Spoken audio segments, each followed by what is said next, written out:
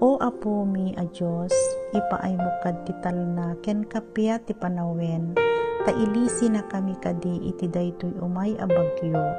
Tanadaek nga imam apo ken ti bileg mo, pagsardengem kadi tinapigsa nga angin, tudo ken panaglayos. Pagsyatem kadi amamin pinsan daytoy a bagyo, denggen na kami apo kadagitoy nga as-asog mi, taammo mi asika nga Diyos ket manangaasi ken mangisalakan. Iyarakop mo kad tani imbilgan nga imam, tapnon sa puyuten na kami iti anyaman nga pagpeggadan mi, iti daytoy umay a kalamidad iti luglugar mi.